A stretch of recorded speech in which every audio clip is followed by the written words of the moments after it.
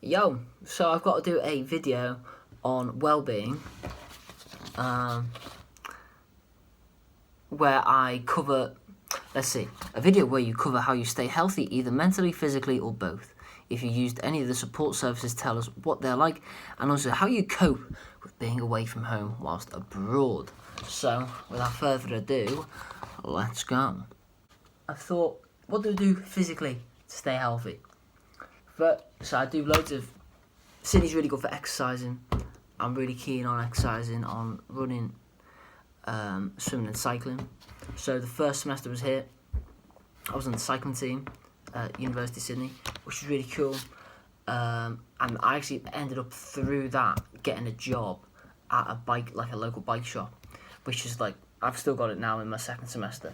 So that's really been ideal for me to sort of, get some money going in, just have like a nice little top up to the bank account every week. It's really, really helped out while I've been here, and I've really enjoyed it and learned quite a bit. This semester I decided to sort of focus on running and swimming instead of the whole triathlon as a total, just because it was taking up too much time, and with studying and everything, I don't think I would have been able to do it to the best of my ability.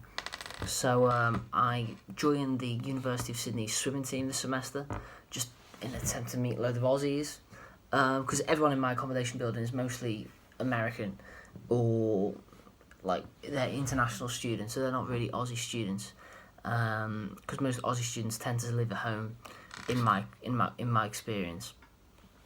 So yeah, that was a nice way to meet some Australian people, and that was great. The standard was really, really high on the swim team. It was great to do some training with them and just keep fit and stuff. And I did a few. They do like an ocean swim series event in New South Wales, all around different locations. So I was meant to do 3 of them. I only did 2 in the end, which is kind of unfortunate, because what happened was I did one at Manly Beach.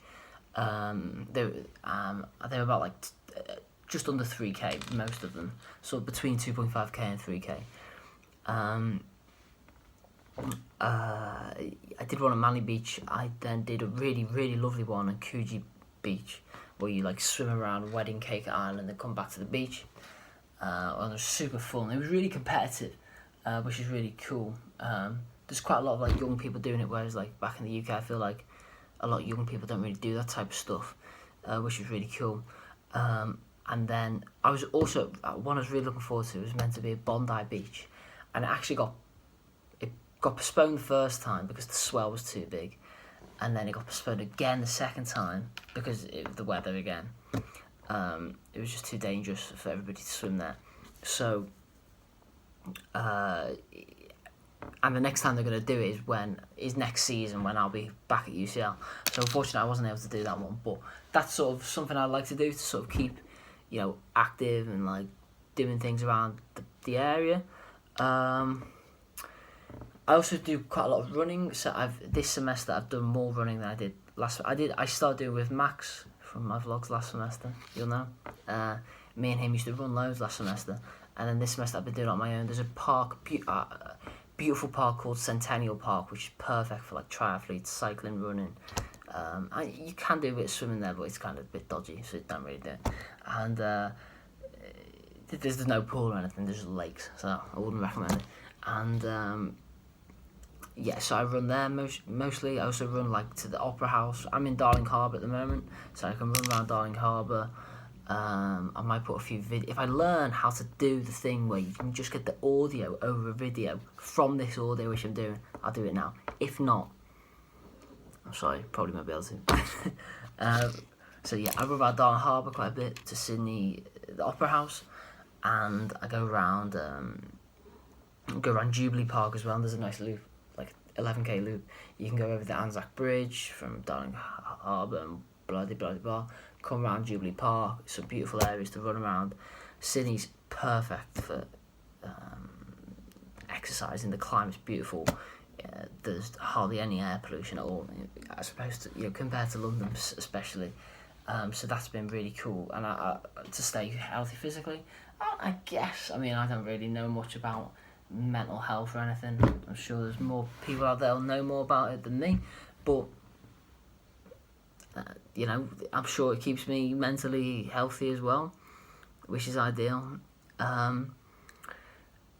Then, what else do I do to sort of stay healthy? One things I like to do to relax is I like to listen to a lot of music.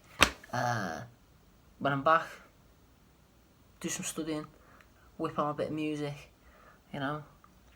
I like to do that. Socialising with the rest of the Urban-esque gang at the eatery. There's the food's alright. The food the food at the eatery is the same for a whole week, and then they change it on a Sunday. So that's it can get a bit boring by Friday, but it's alright. You meet everyone down there. You can eat 5:30 to 8:30. You can eat, like, if you leave early, you can come back 2 hours later and you can get a second dinner, which I do tend to take advantage of, to be perfectly honest with you. And do that, and that's really cool to stay healthy. Also, I like to just sometimes after dinner I like to go around and walk in Darling Harbour, like put my headphones in, listen to some music, go chill out, and sometimes go on my own, sometimes go with some buddies. That's kind of nice to go to if you're sort of a bit homesick, I guess, or something like that. It's kind of nice to just go and chill out. If I do ever get homesick at all, I study. I do study. Obviously I do study. I listen to like British podcasts, like kind of stupid British podcasts of like northern British humour, or like British humour in general. I listen to the True Geordie podcast, or the Stephen Tries podcast, or his comedy show.